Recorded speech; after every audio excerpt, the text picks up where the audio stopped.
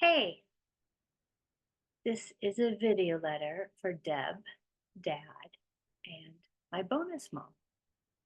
Um, Deb, you knew my mom as SusieQ. Dad, you knew my mom as Sue. And my bonus mom. Unfortunately, you didn't know my mom in her prime.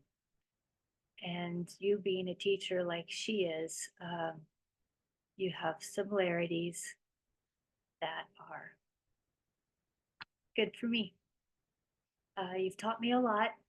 And so I wanted to give back to Deb, Dad, and bonus mom. So we have a tool, and this comes from Sweden. It's a Gaiam Restore roller.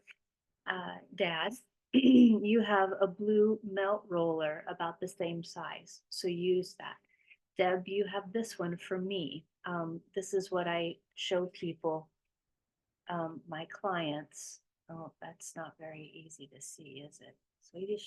Swedish therapy. Yeah. So the video is going to be broken in two parts. The first part is I'm going to do one leg. Obviously, please do the other leg. The second part of the video is going to be an explanation. I did a video for an American friend and a Swedish client, and it has information at the very end that I think all three of you need to know, especially when it comes to how your knee works, how your foot works, and it's all connected to your head. So let's get on with the demonstration on how to use your roller. Ideally, you find a good place to sit. You can do this in bed. You can do this as you're watching TV. And what I'd like you to do is to put it right here at the ankle. So when you're here at the ankle, the leg is straight. And then the knee comes up and the toes come up at the same time. Now, as the knee goes down, you want to point your toes forward like you're digging them into sand. So it's like scooping sand. It bends, yeah, and then it comes up. Knee up, toes up. Knee goes down, toe goes forward like you're digging it into sand. Good. So it takes a while to get this rhythm. And it's a new activity. It's something that you haven't done before. It takes time. And as you can see, I'm going slow. Now we have motion sensors, what they call in science, mechanoreceptors. And these are pressure sensitive sensory receptors telling the body information that goes up to the brain. And it's important for how our joints work.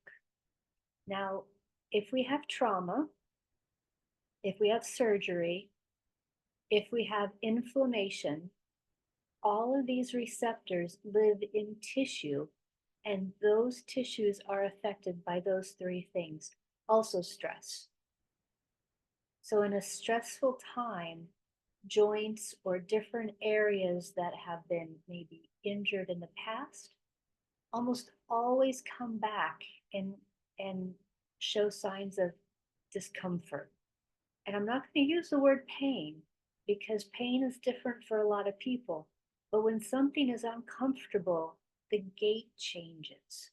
How we walk and how we move changes. So as you can see, this is very slow. And the knee comes up and the toes come up at the same time. And as the knee goes down, the toes flex and point away, like I'm digging them in the nice warm sand. Now, as you can see, this roller is kind of working its way up my leg. And that's fine.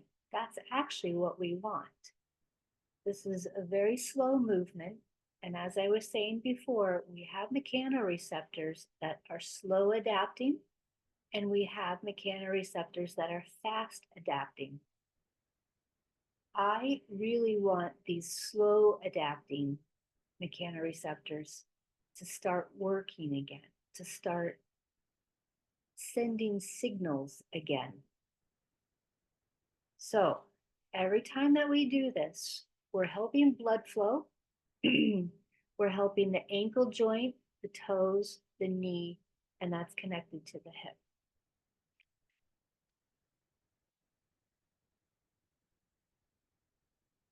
So as you can see, it's come up to the middle part of my calf almost. So I just use my other foot and I push it back down and I'm going to start over. So when I start over, knee up, toes up, and then back down. If this is too hard to sit up, just lean back a little bit.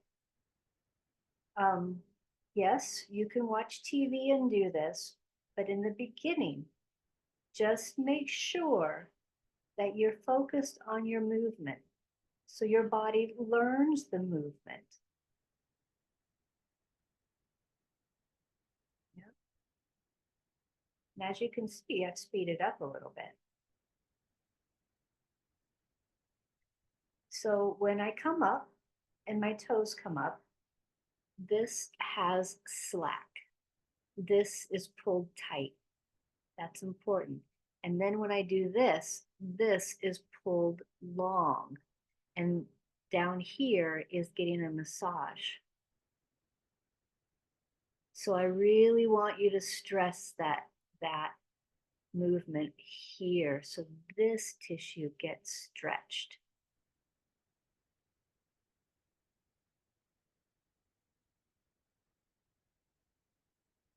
So you can easily go up to the middle part of the calf a second time, even a third time.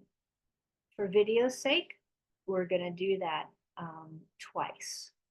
So now you can see the roller is about the mid part of my calf. Now this second part is where your calf is thick. So this is a meeting point right back here of your muscles in the back part of the calf. So now cross over. Yeah, and I'm going to move my foot so you can see the action comes here, but both knees just swing from side to side. And the whole body does, but just focus on the knees. Just go to one side and go to the other side, and one side and the other side. And as you're doing it, just figure out, hopefully you're like this. You know?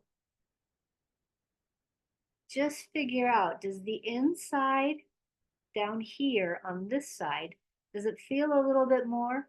Or do you feel more compression and I on the outside? And if you don't, that's okay. All of us are a little bit different. For me, mine is the inside, right there.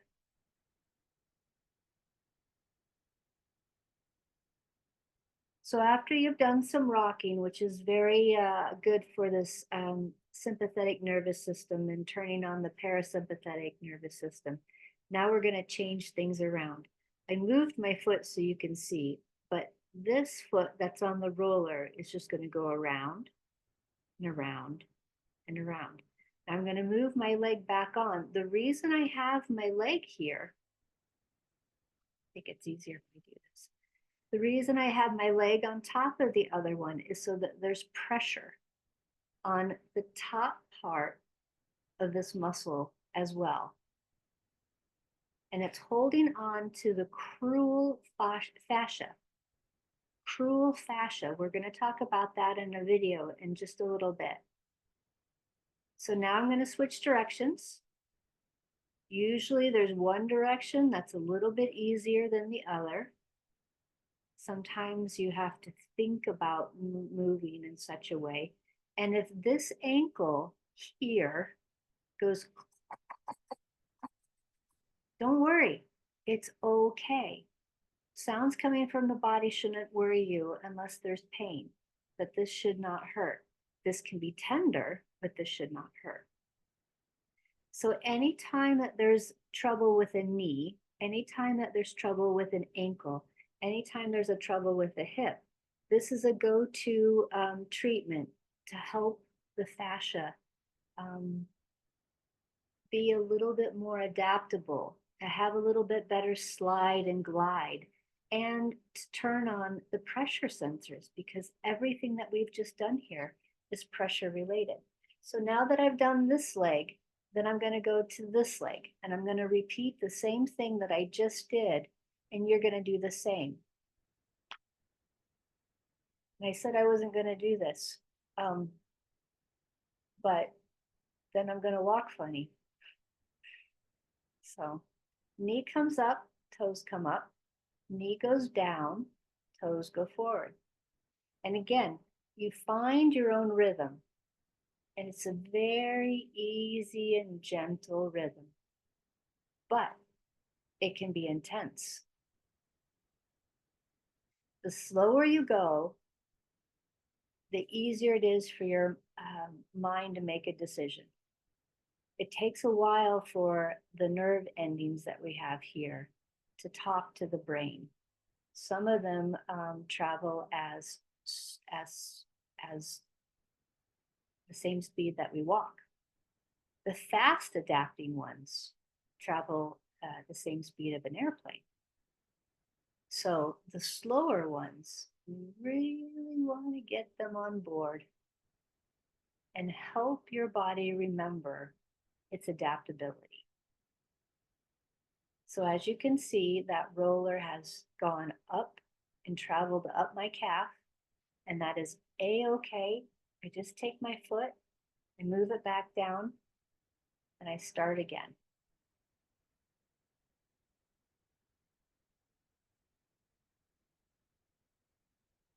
And it really does feel good.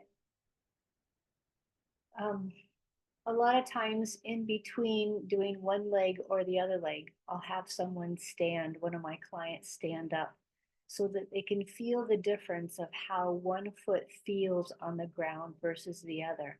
So anytime that you feel like it, try it. Do one side, the whole routine, and then stand on both legs with both feet on the ground and see how the bottom of the foot feels. Hopefully, the bottom of the foot is a lot more connected to the ground than the other. And you might even feel one leg is heavier than the other. You might feel actually another leg is lighter than the other. Everyone's a little bit different. So I've done this twice, and now I'm working my way up. Now, this hip and this foot, both legs were broken at one time, my legs. The bone on the outside, both of them broke when I was skydiving, bad landing. So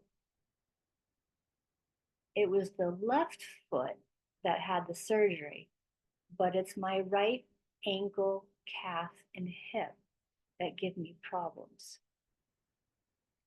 And I mean problems in the fact that it just hurts me. Okay, so now I've crossed over. Now I'm just going to rock. And as I'm doing this, and you're doing this, just figure out when you go to the inside, does that feel more here, or does it feel more on the outside? Just notice. Just pay attention. What do you feel?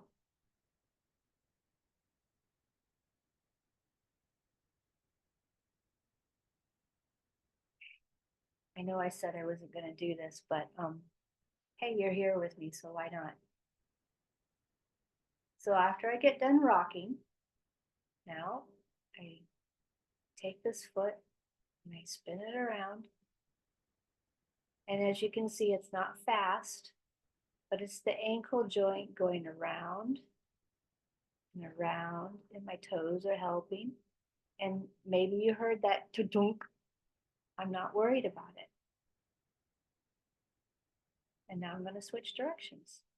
And as I switch directions, that is a lot more intense on the outside of my leg, my lower leg. rest your leg comfortably. And when you're doing this, it will take time to get the movement down. Try not to be tense. Try to let your body just relax. So sitting in a sitting position or a reclining position is perfect. Laying in bed before you go to sleep will be perfect. So now we're done with the treatment. And that really is all we're going to do with the treatment. It's really that simple. So hold on a second. So I had to move to my office area. So this is the same room, but I don't have that bright light in my face, so a little bit easier. But I'm going to link up to the video that I did for Josh and Mia. So this was their video letter. And I'm just going to go ahead and play the explanation. So at this point, if you've listened to it once, then feel free to just not worry about it. So here we are. That's me doing the video. But I'm going to go ahead and play this. This is talking about the crural fascia. And this is everything on the lower leg. And so the lower leg, the foot, is connected to the knee, and that's the crural fascia. So hang out with me so you can learn a little bit about why we're doing this. So this paper came through in 2021, and it's by a group in Spain, and all of these people are Spanish. But the most important thing that you're going to have here is, luckily in science, almost everything is written in English. But all these Spanish researchers have found that the failure of the fascial sliding can lead to inappropriate use, and it can come from trauma, surgery, inflammation, pain, and extra sensitization, and potentially dysfunction. So how the fascial tissues move on themselves and their mobility is not really understood. It's not validated as much as it should be, and it's coming, but you just need to know it now for you. You can't wait for your doctor to say, hey, Josh, this is what you need to do. So what am I talking about when I'm talking about the crural fascia? So if we go into images, it's a really hard thing to see some of these images by all means. Let's see if I can. So Dr. Antonio Stecco, who works in New York at a rehabilitation clinic, he talks about these this crural fascia being a sock. And not only do we have this on our legs, but we have this on our arms. So anybody that's ever used a compression sock knows that the leg feels better after we have used the compression hose, compression sock. Now let's see, what else can we show you? Oh, here, let's try this one. So I did some research before we started, and this comes from a group in Italy, and it's surgical and radiologic anatomy. So it was published in 2009 by a group in Italy, and all of these people in this group have written other papers. And most importantly, I think, well, not most importantly, but Dr. Carla Stecco is now a doctor. She is an orthopedic surgeon in Italy. Her brother is Dr. Antonio Stecco in New York, that's working in rehabilitation. And this one was published in 2009. And what's important about this is that it comes from dissections of the lower leg, and it's talking about how the mechanical properties are of this crural fascia. So alterations in this fascia, this tissue, can create some diseases and pathological changes. And that just means that you're going to feel it in other spots. So local tissue hypomobility, under movement, is going to affect other locations. Some of these pictures are a little too intense. I'm going to scroll through that. But here is a slide from a cross-section of this little piece of tissue that we've been talking about. And here on the top, that's the skin. And then we have different layers. The superficial fascia has all sorts of sensory information telling you if there's a tarantula or something crawling on your skin. Tells you all sorts of things about the outside. So your body can make a decision. And here's this crural fascia. And it's this thicker piece of fascia running underneath. And then here's the muscle. So, oh my goodness, this is your compression sock right there. And what does that mean for you? Well, let's go and see. In these pictures, when they get smaller, you can see that this tissue is woven in different directions. And why is it woven in different directions? Because it needs to expand and contract in different directions, just like a watering hose. How do you say watering hose in Swedish? Vattenslang på svenska. So that vattenslang, you start the water and then the hose expands and contracts. And it's really important for how fluid also flows. I can see you're getting all sorts of things that you don't need to see on my computer, but it's important to remember the mechanical behavior of fascia depends not only on the relation between the different layers in the specific area, but also the configuration on the surrounding crural fascia. That is really important because if the fascia is not working well, then we have all sorts of problems with tension in the muscles. The muscles can't make a decision because they're not given the right information. And the corresponding fascia is also something where blood flow is.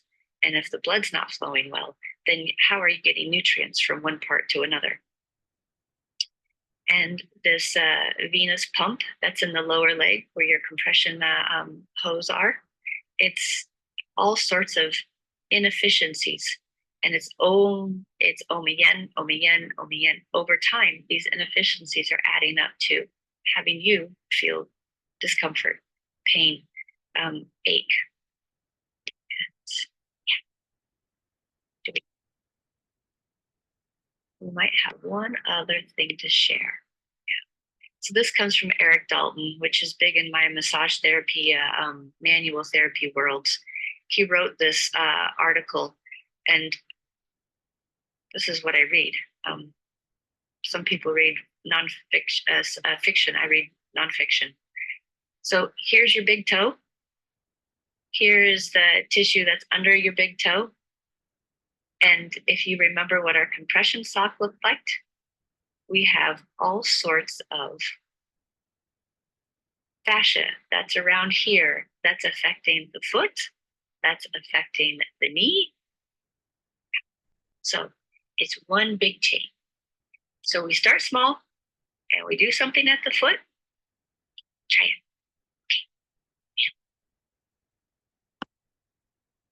Okay, so that was for most of the modern fitness days, there was an idea that squats were bad for you, especially if you bent your knees more than 90 degrees. But would you really think it logical to have the capability to bend a joint, but not be supposed to use it? If anything, people. That was not pleasant. I am sorry about that. One of those technical difficulties, and I don't edit my videos, so that's going to stay in there. Sorry about that. But Deb, Dad, my bonus, thank you so much for taking care of my mom. Thank you so much for everything that you've done for her, did for her, and for me. All three of you have made it so much easier to be a daughter living in Sweden. And that means the world to me. And I know it meant a lot to my mom.